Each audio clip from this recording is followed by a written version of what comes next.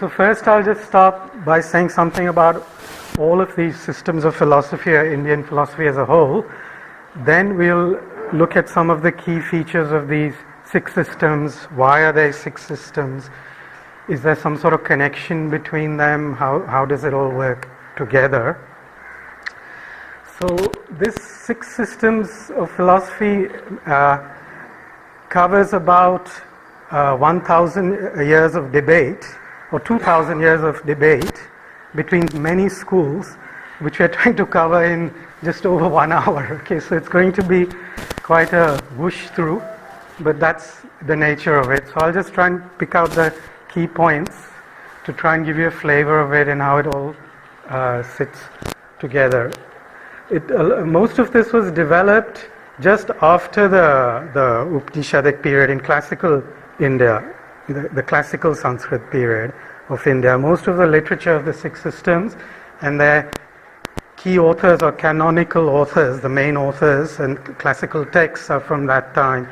So from early centuries AD, or maybe slightly earlier, all the way up to about 1000 AD. And in fact, some of it is still being developed even now. It is still relevant in contemporary times. And as I'll try and bring out, because one of the purposes of this talk is not to do this just for historical interest. Mostly the interest in Indian philosophy is seen in modern circles to be as a historical interest. But what I would like to try and do is show the connection to even contemporary philosophy, modern philosophy, and how a lot of it rests still on these systems, unintentionally or sometimes even intentionally. And there are a few places where this is being explored today, though not that much. So that's a shame, but people are trying to bring it back. Okay, so the reason there are 6 systems, why they're called the 6 systems, is because they represent different metaphysical positions, key metaphysical positions. 6 different or related, 3 or 4 related different metaphysical positions. Are you familiar, before we proceed, what it means, metaphysical position? People know this? Yeah? Or shall I give a little explanation what it means? Because in philosophy, Indian, ancient or modern, you need to understand before you start what is metaphysics, and a few other definitions which we'll come to, which are very important in Indian philosophy as well. So metaphysical position relates to what is the nature. It asks questions like, what is the nature of reality, i.e., who am I, what is this out there, what is space, what is time, are they real, are they not real, and things like that. So they question the very fundamentals upon which our science rests, upon which physics rests. Physics needs space, time, matter, otherwise there's no physics, and then there's no science. So metaphysics is what physics rests on. What it asks questions about the fundamentals of these nature. Modern philosophy and science, unfortunately, has stopped asking a lot of these questions. They take it for granted, as if it's a given truth. How it's given, why it's given is not asked too much right now. But there's a fascination with it that it has to be true. Space is true, time is true, and matter is true.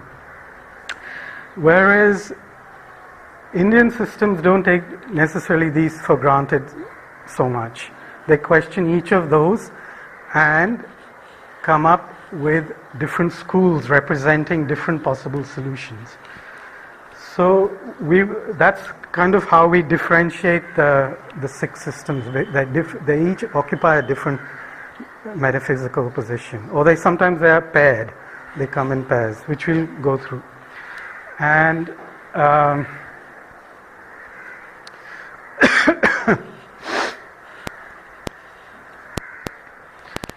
yeah, they also, the interesting thing about them is,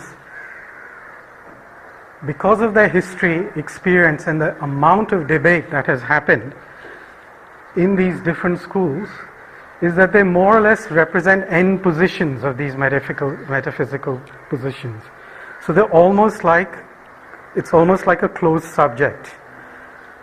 I don't know, like in mathematics you have different areas, some of which are explored and complete. Nothing else can be done to them.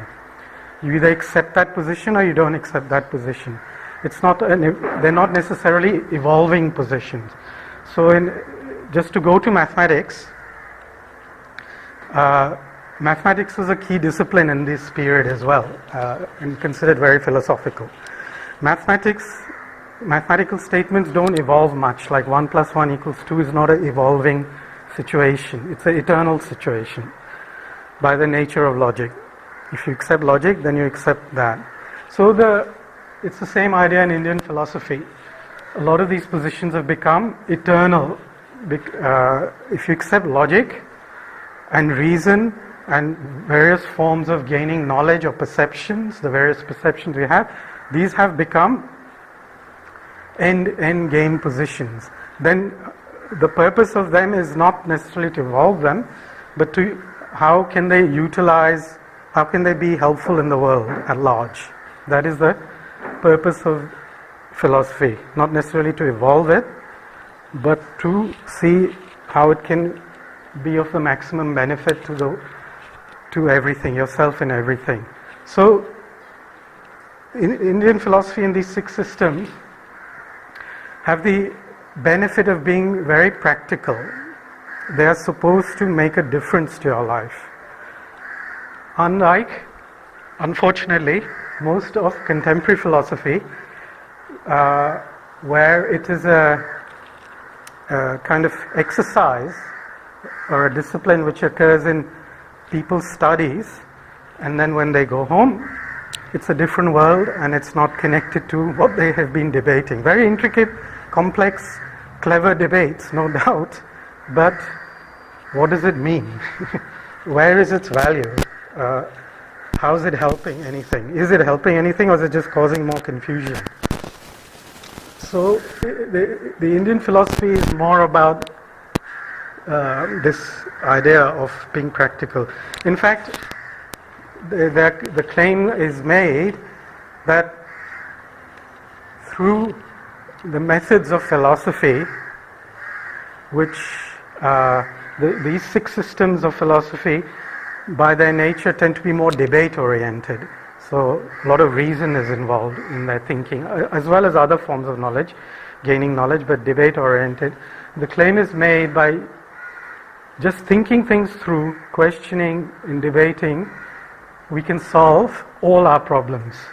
Whether they're material or physical or spiritual, we can solve our problems just by the power of this kind of thinking. That is the huge claim, which is not the claim of modern philosophy at all. Modern philosophy, I don't think there's a clear claim of modern philosophy, apart from discovering the secret of the universe, what is it? Which, as it happens, we are no closer to in 2000 years of philosophical debate from Greek times to now in that school. So they have not made much progress, but they've done a lot of clever reasoning. Very nice reasoning. Okay, so now what are these metaphysical positions and how do we arrive at these 6 systems? So first I'll let me list them out and then we'll discuss what they represent.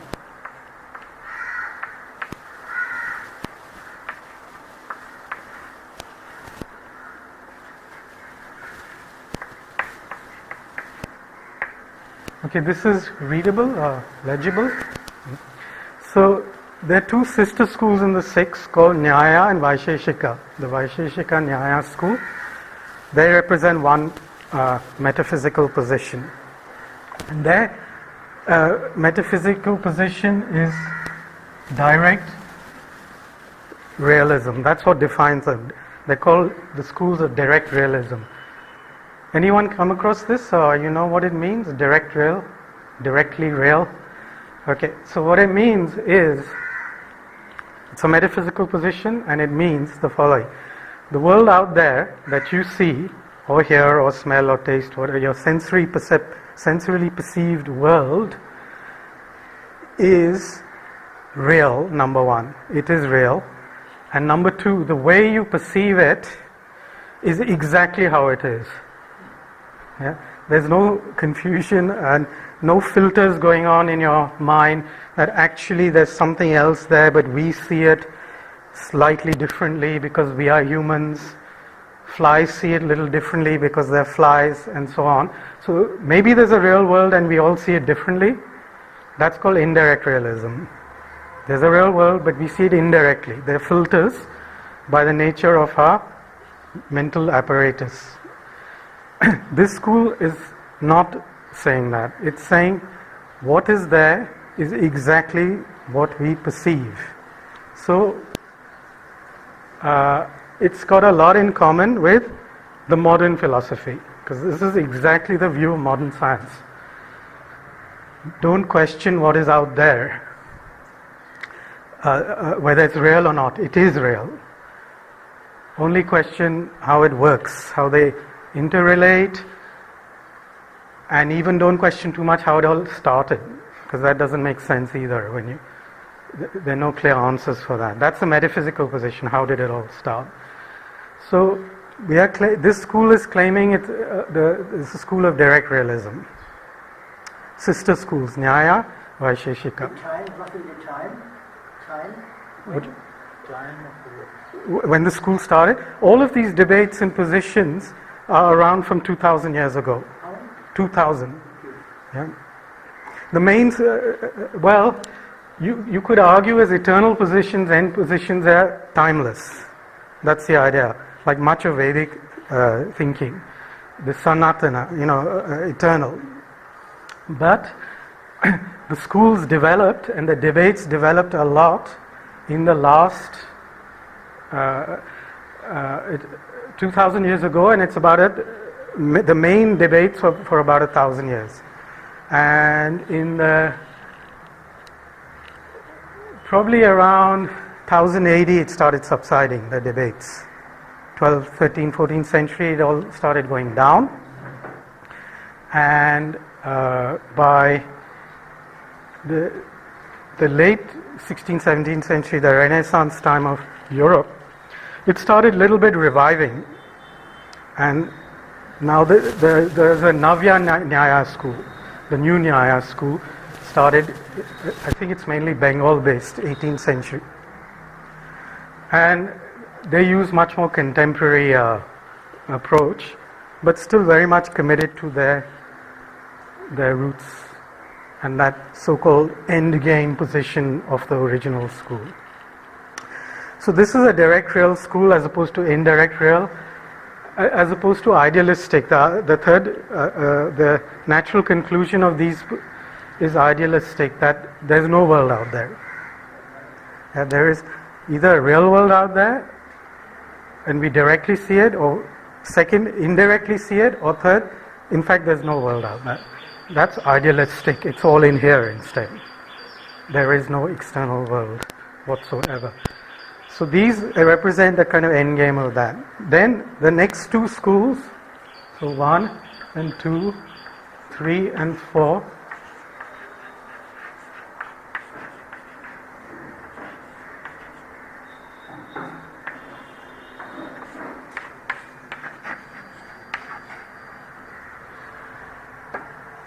kind of sister schools against SACAR. You will have all heard of this, I guess. Very popular. It's the main cosmological school describing the nature of the universe in Indian thought. And it's twinned up with this yoga darshana, which is not really a system of philosophy as such, but they come together because they both represent a similar metaphysical position, and that is dualism, which was very big in Europe as well. One of the most famous dualists you'll have heard of is Descartes. Mind and matter separate. I think therefore I am, and so on. So, because this yoga darshana, the yoga system, is the one, it's a very wide definition, of course, yoga. The one they're referring to here is mainly the Patanjali yoga. Okay, in his sutras, Patanjali sutras, which are viewed as being dualistic.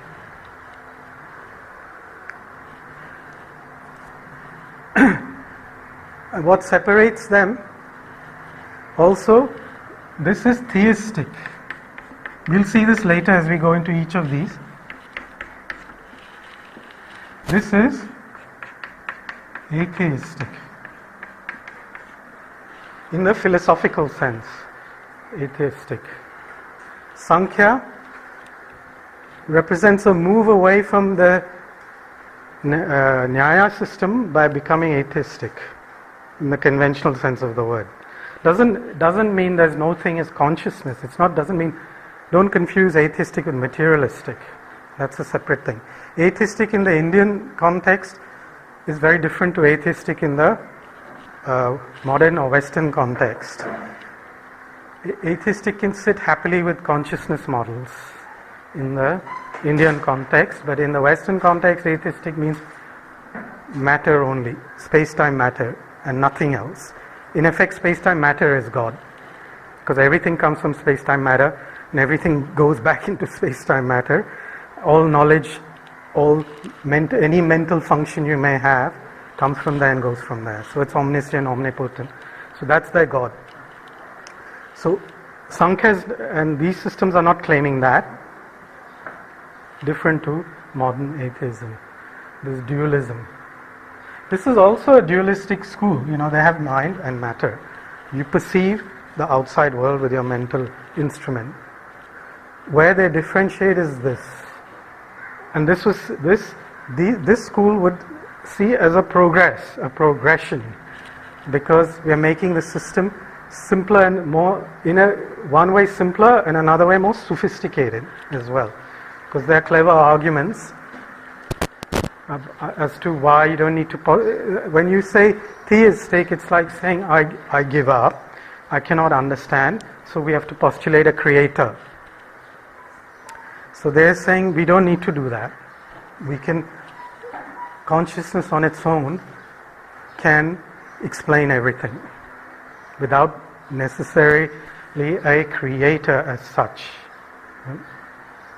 Then you come to the last pair, the Mimamsa.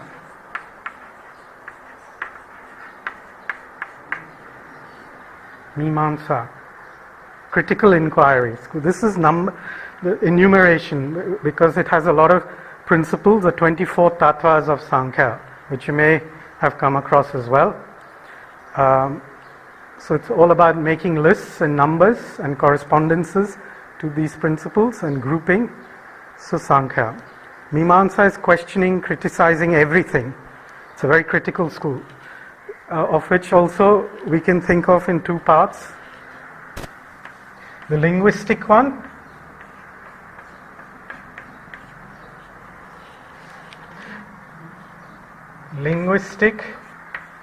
and then the Vedanta. Purva and Uttara, first and other Mimamsa systems.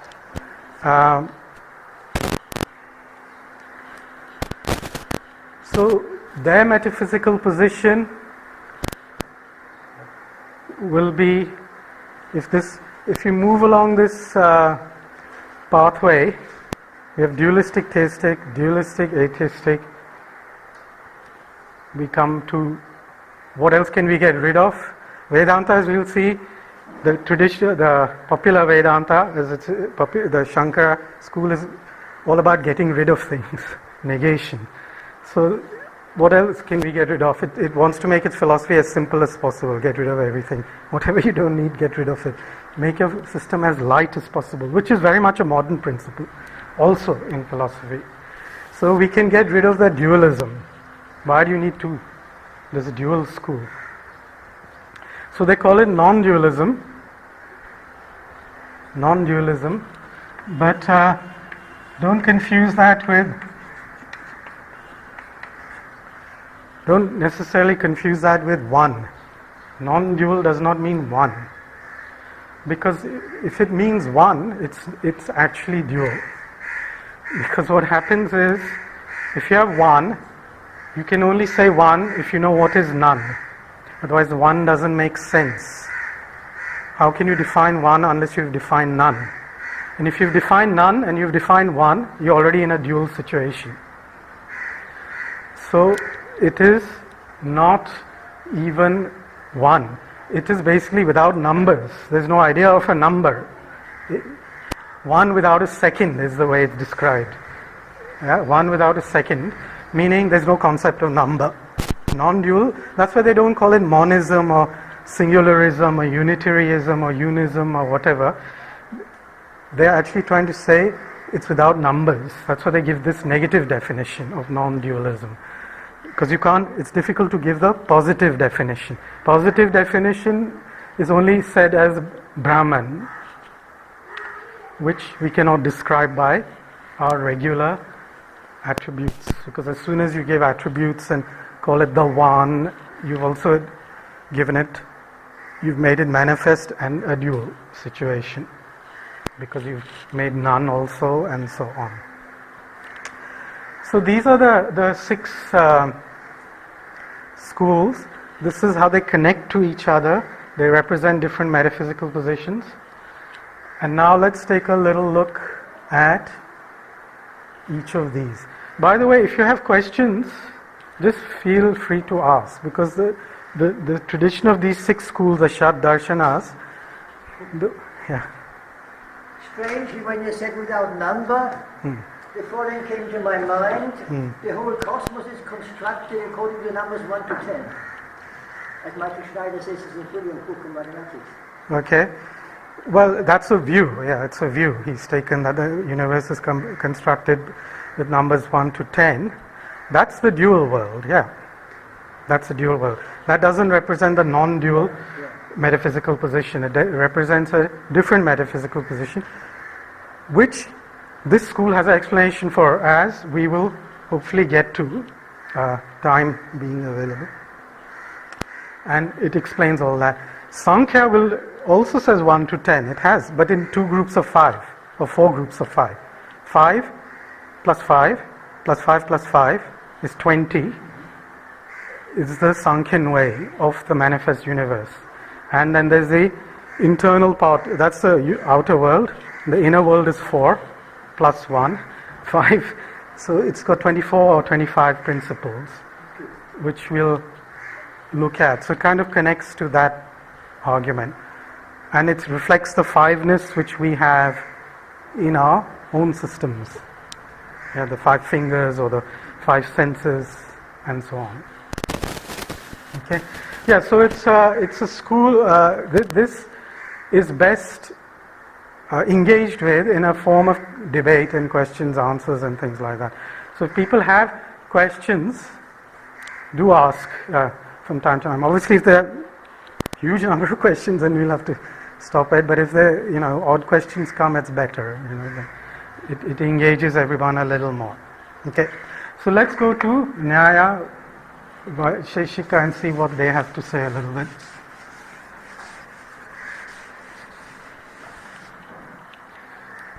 So, because it's a direct real school, what we see out there is the real world as it is. Can you think of what may be very important in this school for these people? Slightly tough question, but what they consider very important?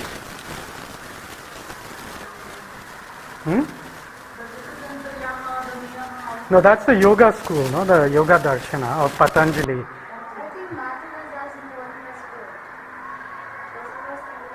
Yeah, that's the dual aspect of it, as the mind. But matter is important, but next step, what does that mean? One more step. So if you see it there, so what happens if you don't see it? Is it still there? Yeah, that's a little closer. This act of seeing and perceiving is all important.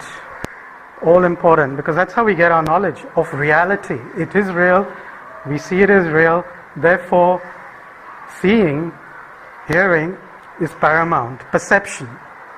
It's all the school of perception. Perceptions are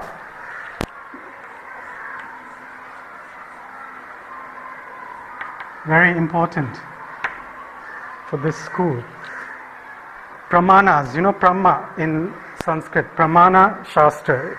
It's highly developed in this field of philosophy, which feeds into modern philosophy very much. It defines a school of philosophy used in modern contemporary philosophy called epistemology. You know this term, epistemology. Epistemology, as opposed to metaphysics, is what we can know, how we know. How do we gain knowledge? That's an epistemological question. And these means of gaining knowledge, obviously, one of them, for us, most of us will agree, is perception. And for these people, this is all important because it gives us a direct view into reality. Perceptions. Then, can you think of a couple more in the field of epistemology which Nyaya school has developed? What other means of gaining knowledge there are other than perception? Principle of being. Yeah, but that's more metaphysical. Who am I? What am I? I exist, I am. But it's not how we gain knowledge. It's not our tool. Yeah, that's a perception. Yeah. Inference. Yeah. The use of analytics. Inference. You take your perceptions and you start making conclusions about the world. I mean, we all do this. Whatever we do as human beings, it's one of our key strengths. The mental world of Sri Aurobindo, one part of it only, is this world of inference. So inference, just to give you an example, using the classical example of 2000 years ago, if you can see smoke, you can see fire, and you will notice some things, you will perceive things. Whenever you see smoke, there has to be some sort of fire. You will notice this by observations, by your perceptions, sensory perceptions. Sometimes you will see fire, but you won't necessarily see smoke. Some fires are clean. Yeah, the pure flame. In labs they have, I think, those chemistry, Bunsen burner fire without smoke. Without smoke we can see anyway. But whenever we do see smoke, some sort of heat source has to be generated to create that smoke. So we can, after a certain number of observations, make the following inference. Smoke implies fire. Yeah, that's a deduction based on perception. But fire does not imply smoke. So this kind of reasoning is key also in Nyaya, because having perceptions on their own is not good enough. Because perceptions, so the animals, eagles have much better vision, dogs have much better smell. Who has better hearing? Is it bats and owls, right? So we are like mediocre in all of them as humans compared to the animals. They're better in everything when it comes to physical processes. But their inference capabilities are limited, relatively speaking. Most of them anyway. Some animals have shown, elephants in particular, have shown great inference, but the others have not. So this defines us as a species also. It's one of our things. And so the Nyaya people want to differentiate us or show some sort of evolution and progression from the animals by doing something a bit more with our perceptions and making some sort of clever conclusions which are more than just what we need to survive, like eat, drink, sleep, whatever, but make metaphysical conclusions about the universe and our nature and our well-being and other people's well-being. So use this tool. Inference becomes very important, and then of course testimony is the last. Testimony is where it very much connects to Vedic thinking. The Vedas is seen as Shruti texts. So the word in Veda is undeniably true. So, but not only that, other testimonies. In fact, most of our knowledge is testimonial. Apart from perceptions, most of your knowledge you gain from hearing people speak or reading stuff, etc. Yeah? So a lot of it is word-based. The actual inferential part of your thinking is what you're supposed to do when you've learned something, someone's told you something, or you've read something in a text. You go home and you start trying to make conclusions from that for yourself. Yeah? Then you go to inference. So it's much smaller. In fact, some psychologists did a study and came up with the conclusion that the actual amount of time we actually think mentally per day, and when they mean think, they're talking about this kind of thinking, is about 1 minute. 1 or 2 minutes a day. If you're some kind of professor character, then maybe half an hour or something like that. Yeah, it's shockingly low. Most of the time we are just involved in this world, listening to people and looking at things. We're not making conclusions, which is just as a side why the screen time is considered dangerous, because you're losing this ability. You become very passive, because it's all testimony and looking at actions. You're not making too many conclusions, and your mind, this part of your mind, becomes dull. So this is all epistemology. It is also modern epistemology is also concerned with these things today. They're very much in love with this empiricism. Everything you empirically observe, it's called empiricism.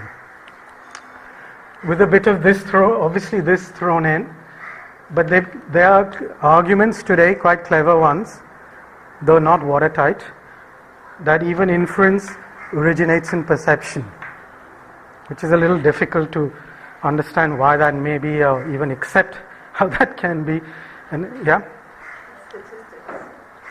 Yeah, it's statistics, but that's right. And you're just like a computer regenerating by memory. Yeah, but they're not all inferences are statistical, There's big data. This is going a little. Yeah, that's right. Because the individual mind is not trying to figure out. That's the argument, that we are a machine. That we are a machine. It's throwing a lot of Yeah. data to a model. But people come up with conclusions, very fancy conclusions, without necessarily input of that data. They have limited data input, that's right, but they come out with very different conclusions with that, which the data is almost suggesting the opposite. And they make insights. They're going to a different part of that's higher, the higher direct perceptions and higher thinking, where new thought comes from. In fact, if that is the case, and we can make inferences, where do inferences come from? Where does the first inference come from? We can't infer that. Yeah, where is that hypothesis? That's an inference. You need to make a deduction. Where would that come from? You cannot.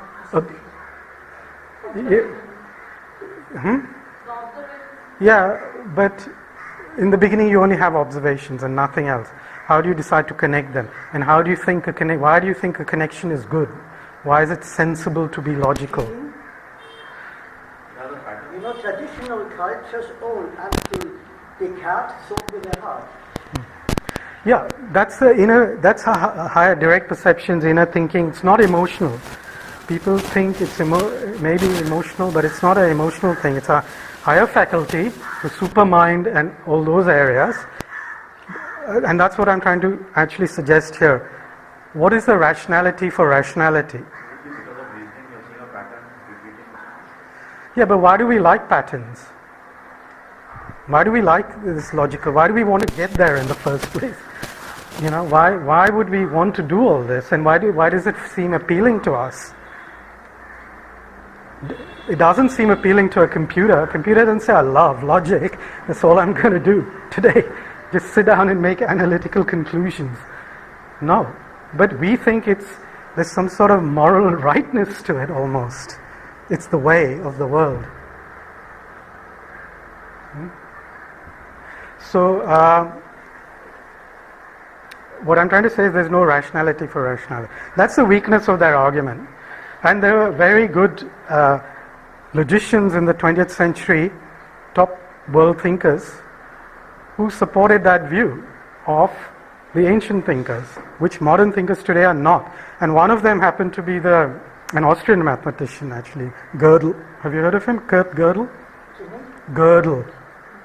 Kurt Gödel. He came out with a theory, if you rely on logic alone. Logically, he proved watertight mathematics, so you cannot dispute the mathematics, that if you use logic as your only method of reasoning, or i.e. computations like a computer, your theory will be contradictory at some point. You will get contradictions appearing. Or you cannot know what reality is. Yeah. He's shown this. Either your theory is incomplete or it's inconsistent. It's a famous theory. Yeah, the mathematician Kurt Gödel. Yeah, very famous. Is it correctly written, not G-O-E? No. Is it possible? Like this. That's correct. Okay. So he's come up with this, and he managed to, by his arguments, defeat all the top mathematicians of his time, like Bertrand Russell, who thought you can list all the logical steps of mathematics one by one and derive all mathematics in a list. So Gödel showed him a 2-page proof why that was wrong. And Russell, you've heard of Bertrand Russell? He's a very famous logician of the early 20th century, same time as him.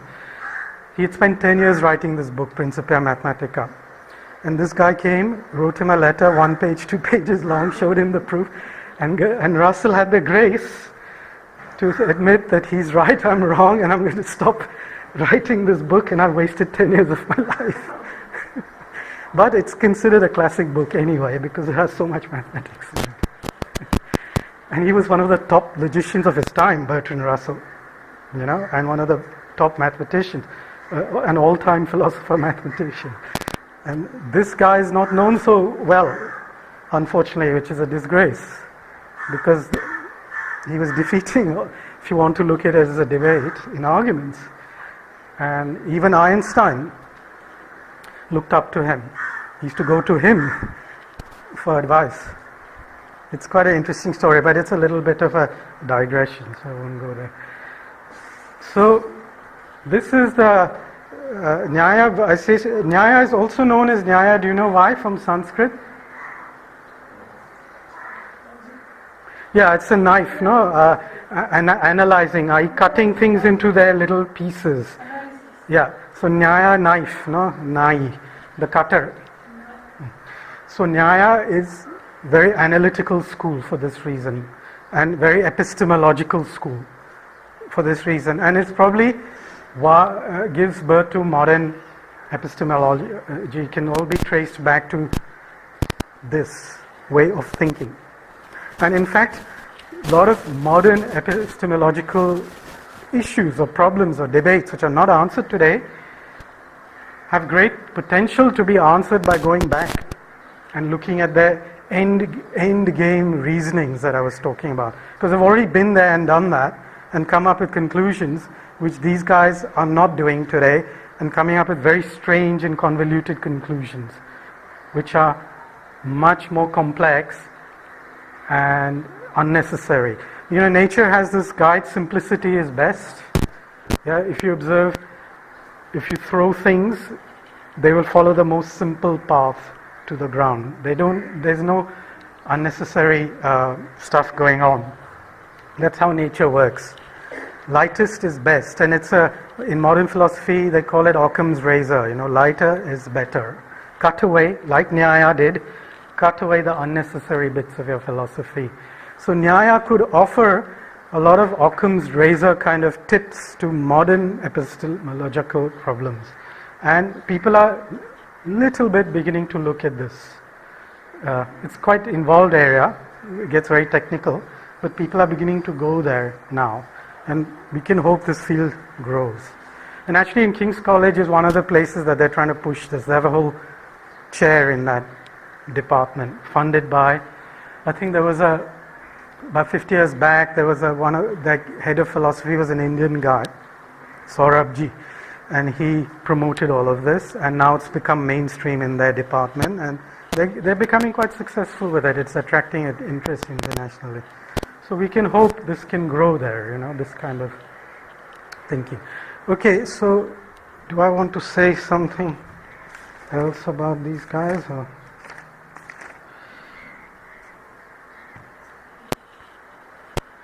Yeah, so this is what is called pramanas. And it's an interesting point to raise here is pramana is actually the correct translation of pramana into English is knowledge.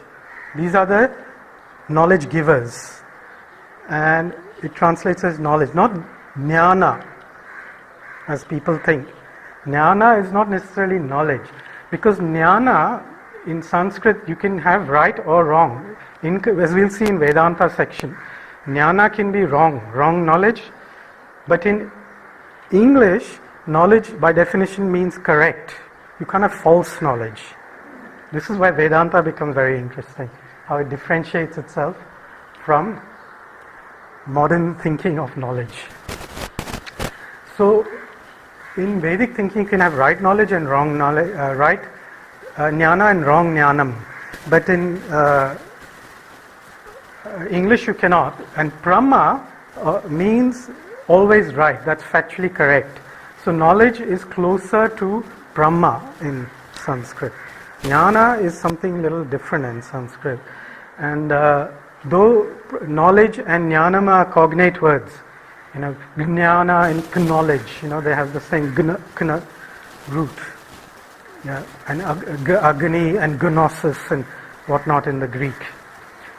Igni. You use etymology, you have used the word debate so often. The root word is very interesting. Battre in French means fight. Latin battre means fight. Okay, battle, yeah. Battle. And discussion means discutere, to shatter to pieces. It's interesting, isn't it?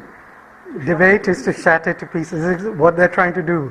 Really? Yeah. Tough. Oh, well, that's what Vedanta is trying to do more so. Really? Yeah, destroy. Destroy knowledge. Yeah. Vedanta, if you think of Veda as knowledge, Anta is its end. So one way of looking at the meaning of Vedanta is that which destroys knowledge, i.e. knowledge that destroys itself, self-destruction. Does this mean Nyaya also Nyaya basically is the one who's giving justice. So has it got something to do with just right? Balances, yeah, who can see one from the other, yeah, distinguishing. It's analytical, it's going back to the analysis that you dissect things into like components and you try and analyze downwards. That's the idea of Nyaya. I wanted to say some more stuff, but then we won't have time for the other schools, so I'll just move on. You know. But Nyaya is dualistic. There's a mind and an outer world, and it's the origin, why is this world there? Its metaphysical position is A, dualistic, and B, theistic. There has to be a creator. Otherwise, how can this all happen? That people see that as a possible weakness in their theory, as we'll come to see. And also dualistic schools have a weakness by nature, which brings me to the next key school and the king of dualism.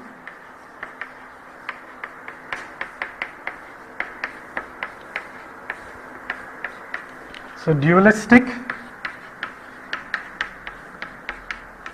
atheistic. Maybe we'll start with its weakness straight away. Can you think of what a weakness of dualistic schools is?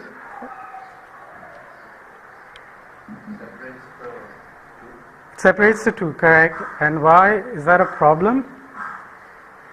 It cannot be consistent because it gets confused whether it is this or that.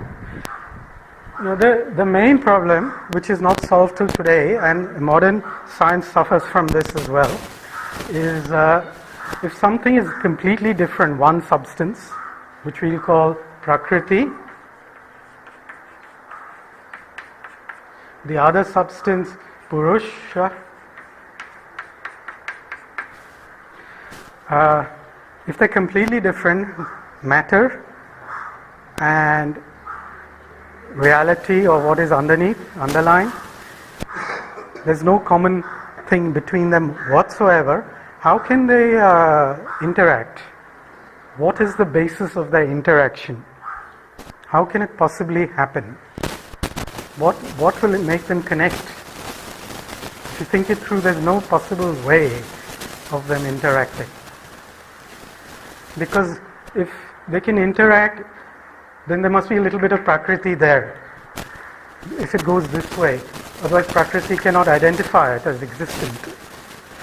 Or vice versa. There must be Purush there. Pain, suffering. Yeah, we know there is interaction by observations. It's obvious to us, right? Because there's a sun there, I go and stand in it, I feel uncomfortable mentally. Mental phenomenon, and it causes me pain, as you say. So, there is an interaction. Reality, you're saying, means different. It does not mean mutually exclusive. But why not? Because if it's mutually exclusive, there's no interaction. Yeah, exactly. So if they're different, this is one, this is another, cannot be any connection. But you're defining this different as mutually Exclusive. exclusive. You could have put those two together. You mean like this? In between, Yeah? yes. and But then they're not different still here. No, but not different here. They're The whole is different. yeah, but they're completely different. There's no Purush in Prakriti. Mutually exclusive. They have to be. If you listen to their arguments, they need that for the atheistic argument of theirs. It has to become mutually exclusive. In Samkhya, within the 24 parts of the Kanda, 5, 5, 5 and 5 higher, the Purusha loosens himself. In Sanskrit they say becomes Bhavati.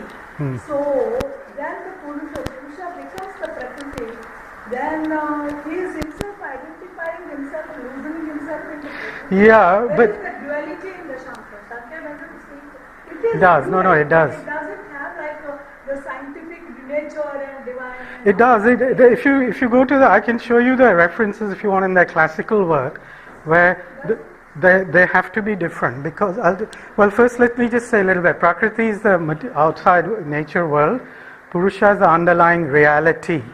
Now, for no creator, this world is unevolved.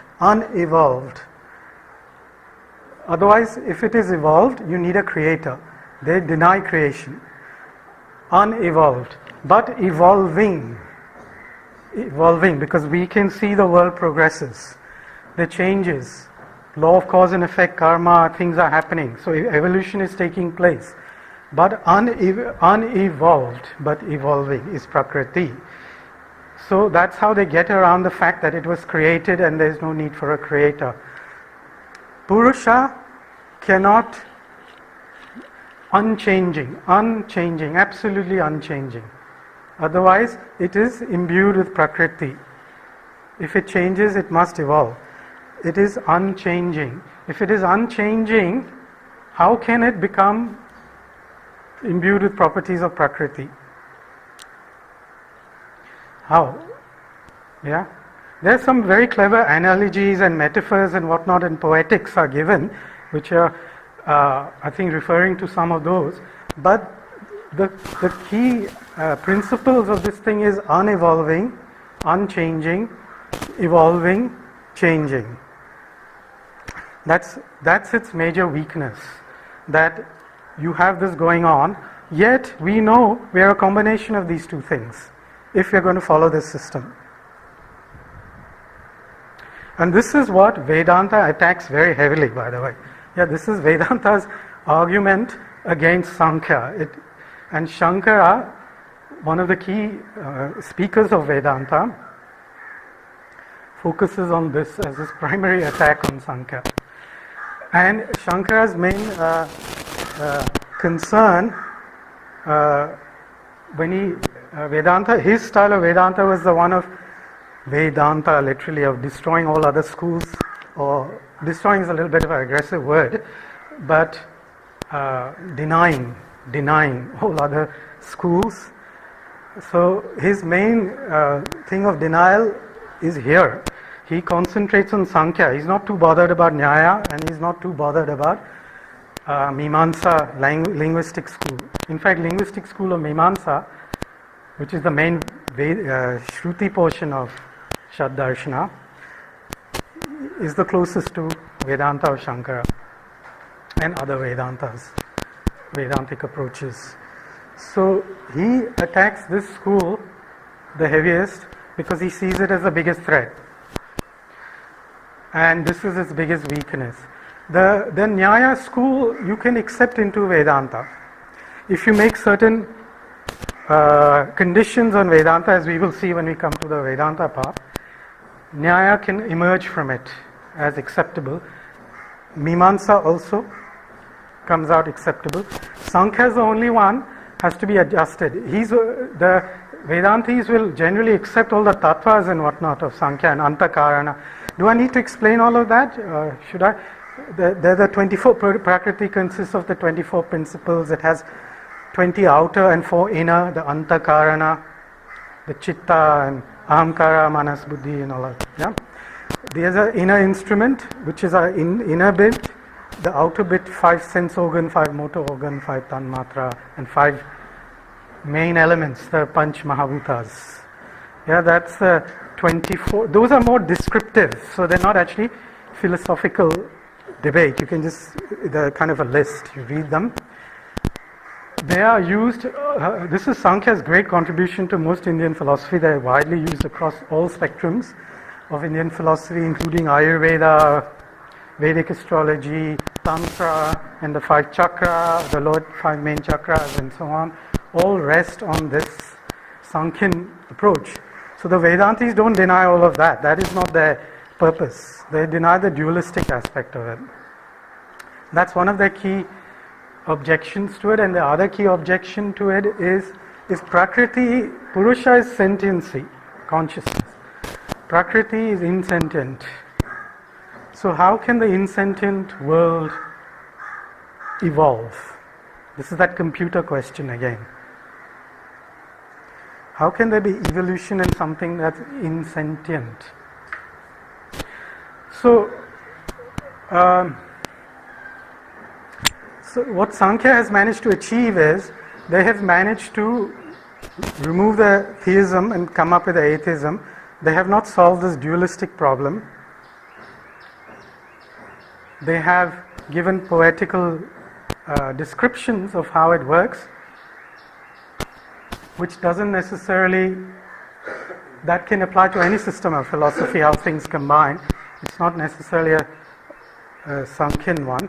It could be argued That's Vedanti as well. They have given nothing in particular to solve the dualism of their own. So that is their weakness. And what the Vedantis like to make use of to promote their system. And they don't promote these systems for egotistical reasons. It's not, which is again a major issue in modern philosophy. People get addicted to their system for emotional reasons.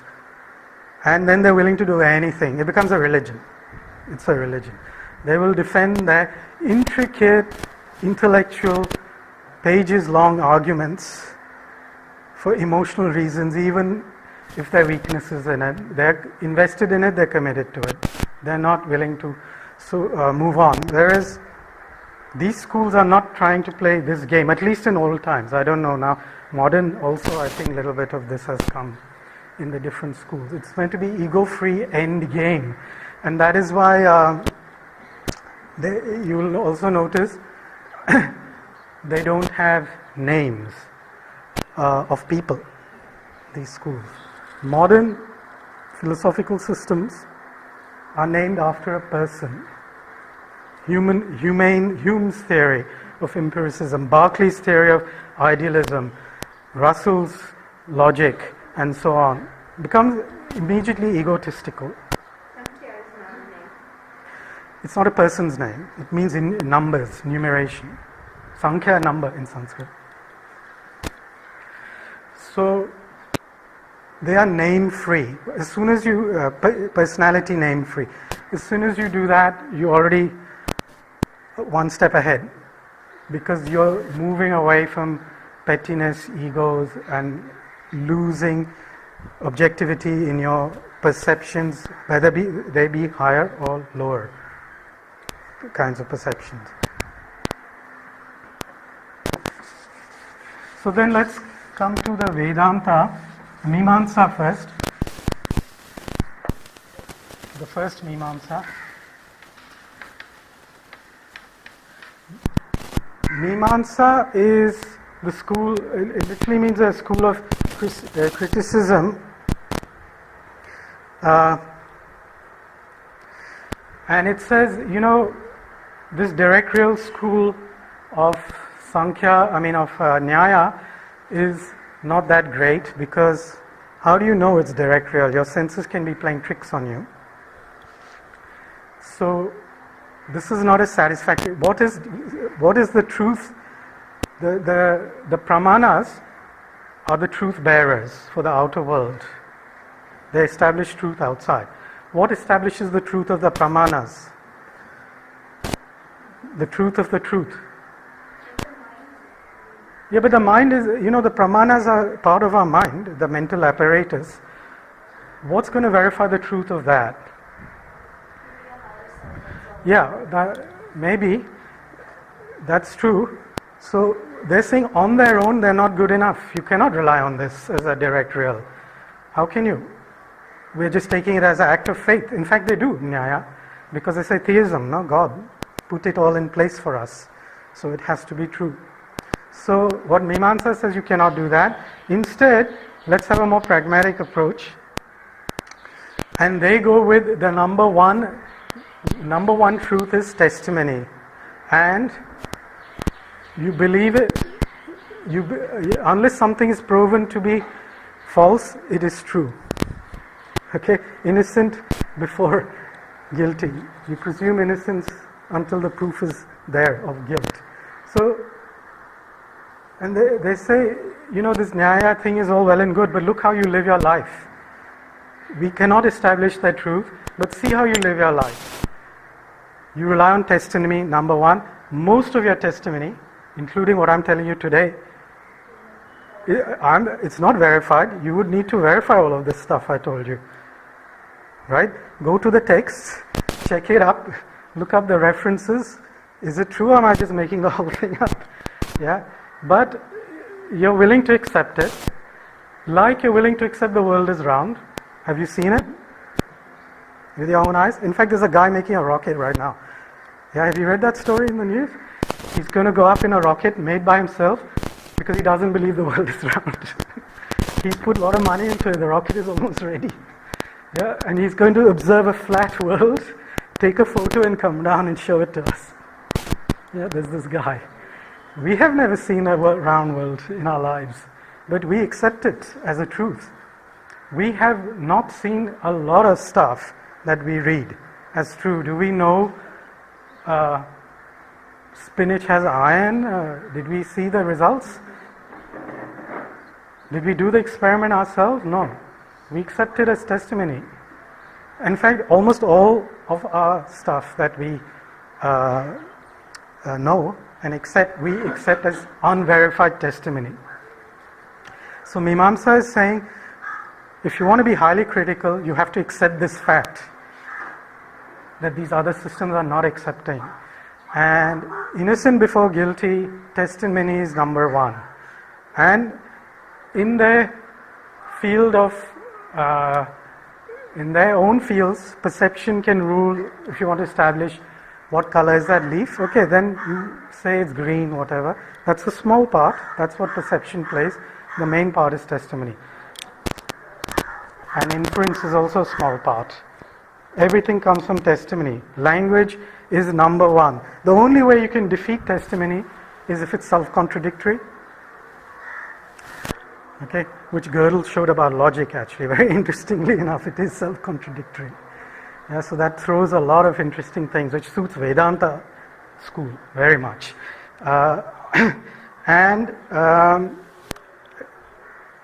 If the perceptions tell you this is green, the leaf, and I'm telling you it's blue, then obviously I'm talking rubbish. Yeah, perceptions in their field rule, and anyone who contradicts those, they're talking rubbish. That testimony is wrong. So self-contradictory is wrong. And if the speaker makes an accidental mistake by saying, I'm shorter than the table, then that testimony is wrong. Erroneous expression on behalf of the speaker.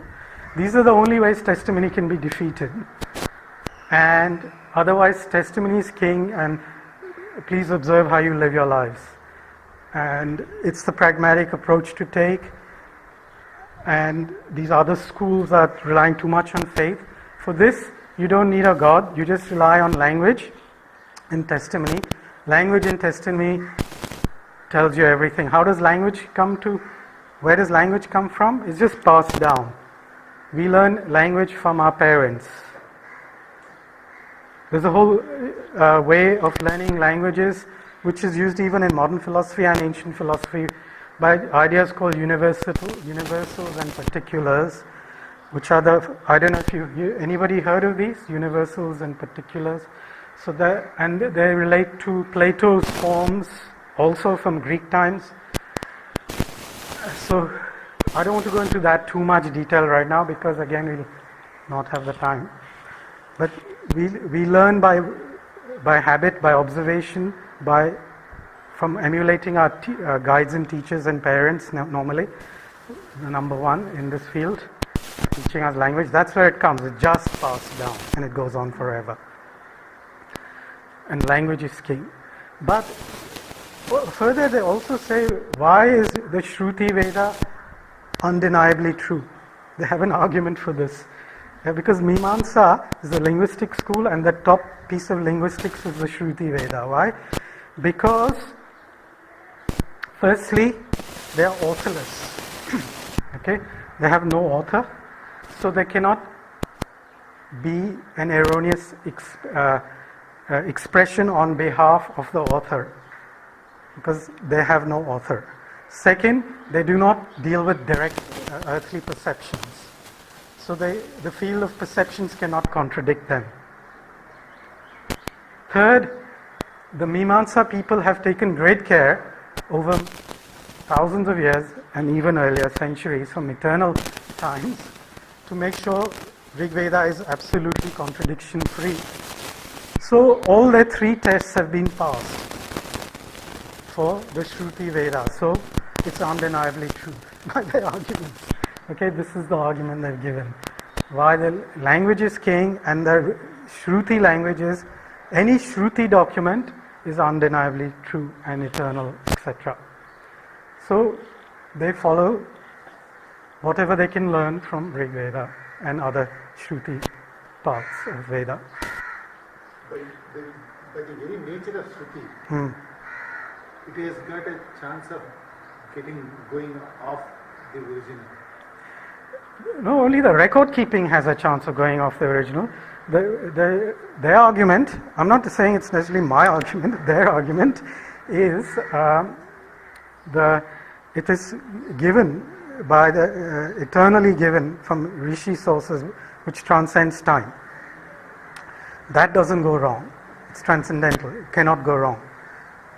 So record keeping can go wrong. But that is why Mimamsa people take so much care in record keeping. There is no better example of record keeping over millennia than the way the Shruti texts have been documented. All these different lineages that are maintaining all over the country, the Veda. It's amazing how well it's documented. No modern system can keep up with this. It has 432,000 syllables or something like that approximately.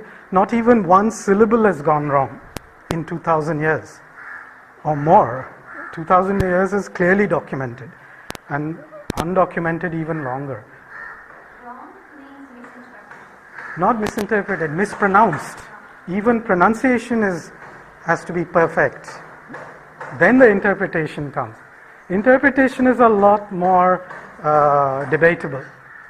But the pronunciation is not debatable.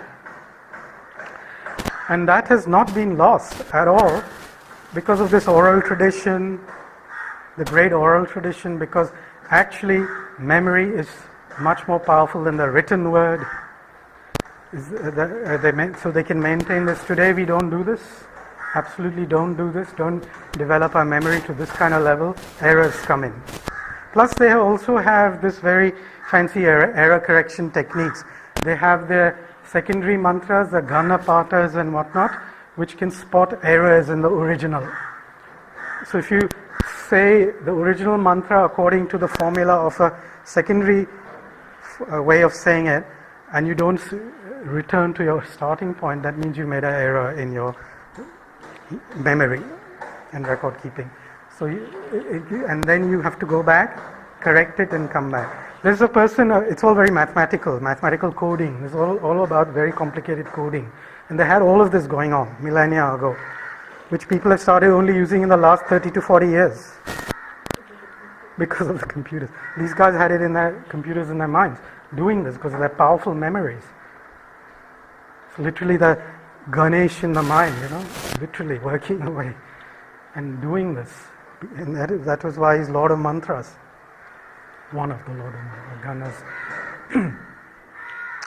So that is their thing. Their weakness, their objection, which Shankara will obviously pick up, because that's what he does, is there's a little bit of an infinite regress argument. Where this language comes from nowhere is eternal is a little bit shaky. How, you just pass it down. There's obviously people can point fingers at that. It lends itself to being criticized. That's not a good explanation. It's just like saying I give up with language. And Shankara, notices that. By the way, Nyaya, I didn't point out one thing. They also have for matter, they keep analyzing matter into its bits, and they make a lot of categories, the padartha categories of Vaisheshika. But these bits can go on forever. Yeah, you can keep analyzing. Where do you stop? This is what modern science suffers from as well. Where do you stop? You go to molecules, to atoms, to quarks.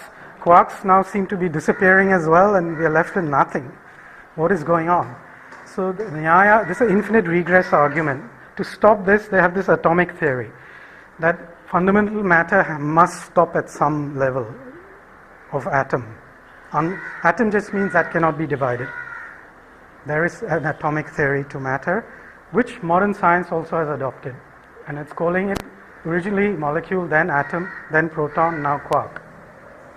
The quark has become the modern atom. Yeah, I just didn't mention that earlier. It's, both of these infinite regresses come up. One for Nyaya, it stops it like that. And Mimamsa doesn't have a obvious stop point for that. They just accept it. So then we come to the last one. The rest of Mimamsa is very similar to Advaita, how to progress in life, as we'll see. They accept the rest of what Advaita does. It gives language and Shruti a special place, which Advaita also gives it a special place, as you'll see, but deals with it slightly differently. That's how they differentiate. Advaita is a little more clinical and the lightest theory, you could say. It's in a way the end point of all of this. The Advaita non-dualism of Mimamsa school. So what Advaita says is, it's a radical skeptical school, radical skepticism using modern language. Means nothing out there you can take for granted, nothing in here you can take for granted. Nothing. How can you? Why should you? Because there's always a weakness. It may not be true. How can you say for sure? It may not be true. Everything could be playing a game with you. Everything. The whole thing could be a game. That's called radical skepticism. It's a modern school of philosophy, skepticism, and this is the most extreme version. You can deny everything. It gets to such an extreme that it even denies denying. It takes it to the extreme. You deny denying. That's Vedanta. Literally, you could argue Vedanta means denying denying. Veda put the end to knowledge.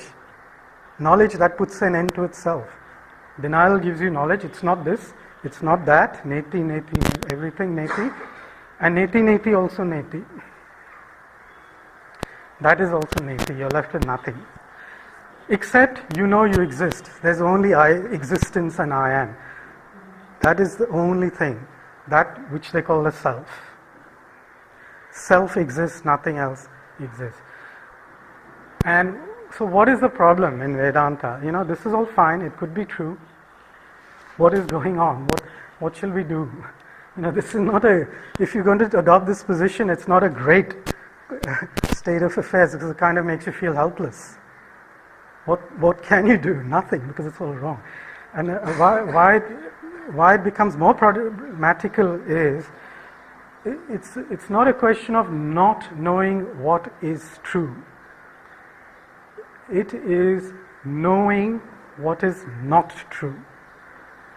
There's a difference. Knowing what is unreal rather than knowing what is not real, not knowing what is real. Okay?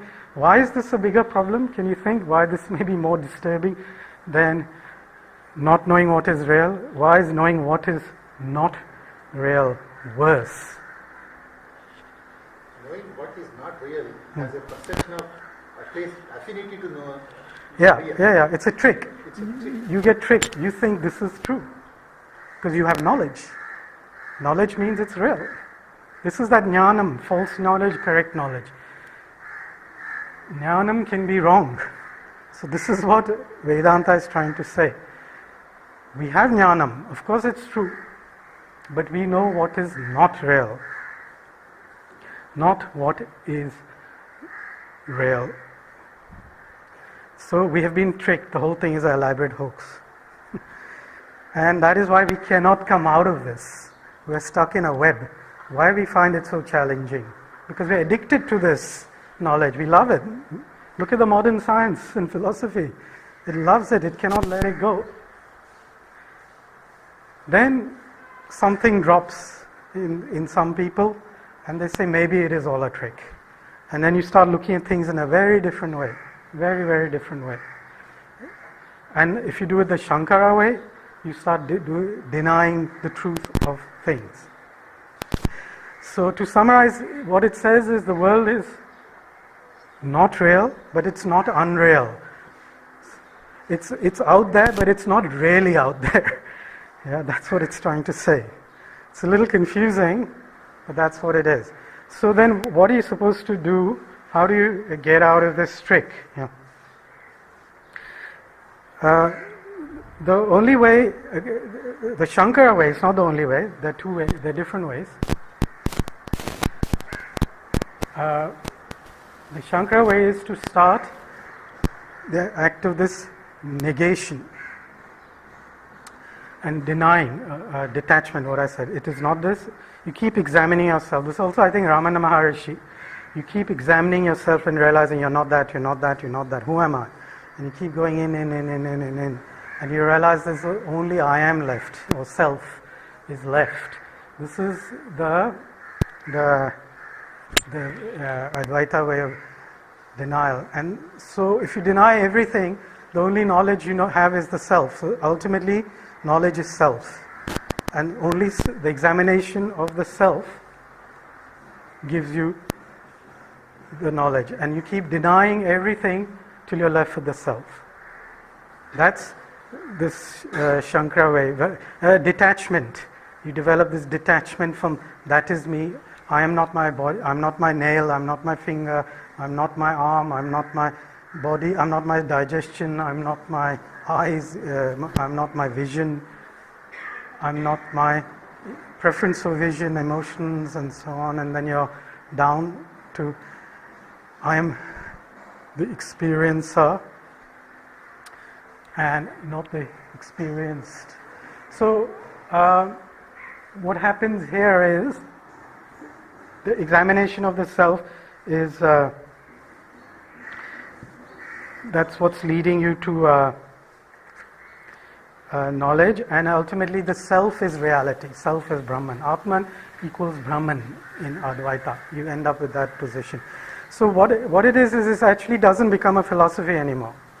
Because if you're denying all thinking, all knowledge, all your philosophy is out of the window also.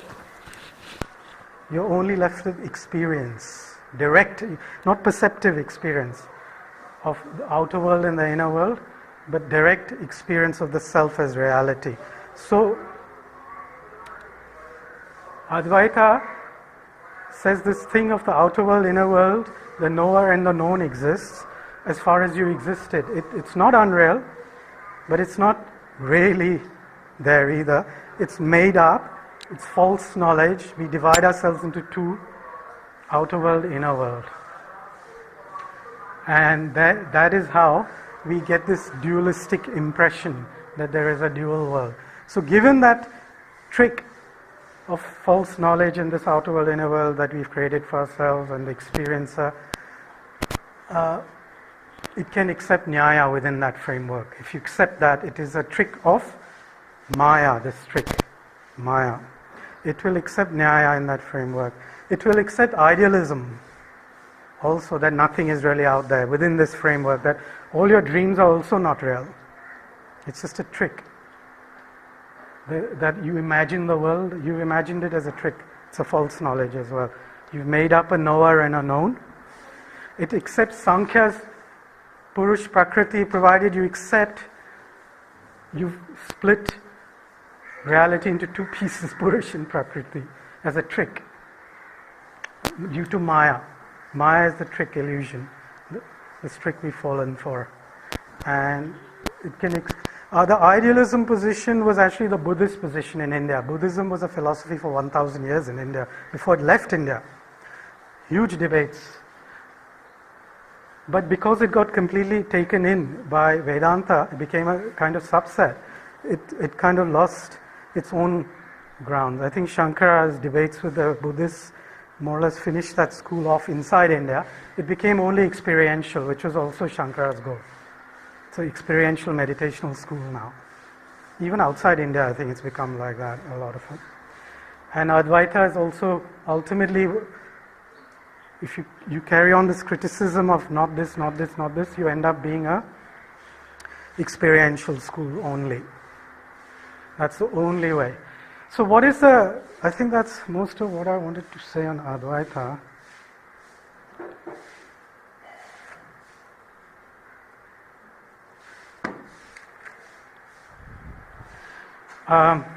What is the possible objection of this school?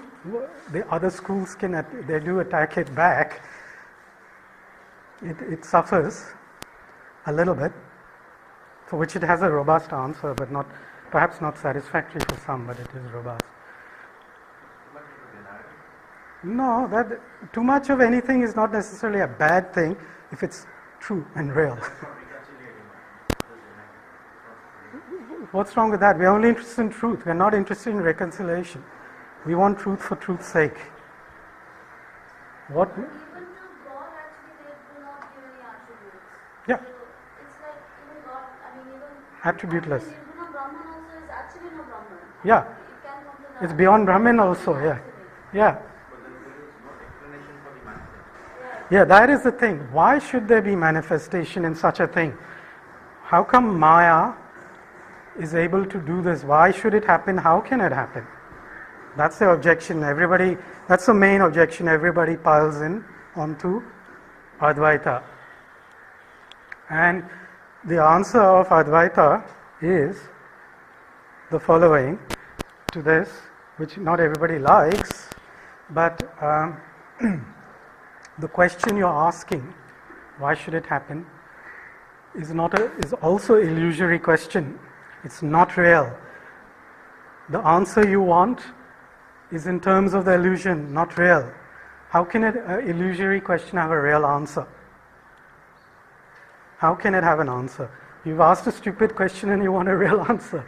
You've asked a contradictory question. There's a contradiction inherent in your question. Because this world is contradictory.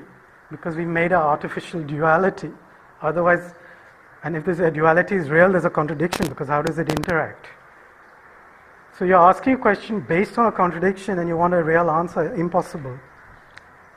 So this question you're asking by its own nature is not answerable, because it's a stupid question.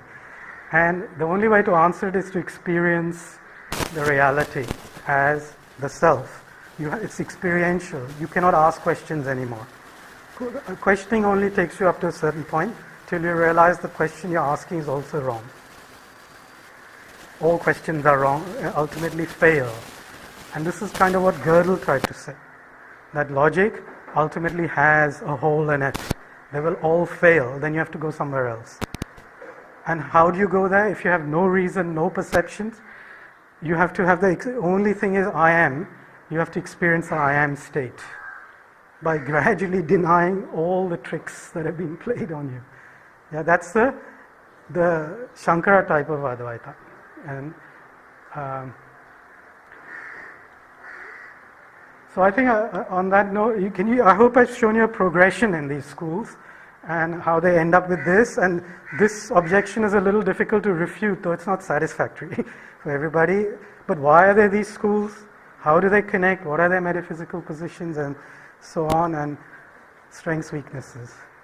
Okay? You mentioned 3 schools, but you said there were 6. 3 pairs, I showed you Nyaya, Vaisheshika, Sankhya, Yoga, Mimamsa, the linguistic Purva, and the Vedanta.